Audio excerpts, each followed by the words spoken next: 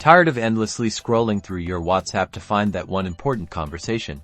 I'm here to show you how to keep your favorite chats front and center by pinning them to the top of your WhatsApp. First, open WhatsApp and find the chat you want to prioritize. Now, press and hold on the chat. This will bring up a menu at the top of your screen.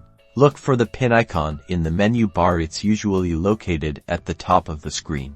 Tap the pin icon. Boom, you've just pinned the chat. Notice how the chat has jumped to the top of your chat list and has a little pin icon next to it. That means it's pinned. You can pin up to 3 chats this way. This ensures your most important contacts are always just a tap away.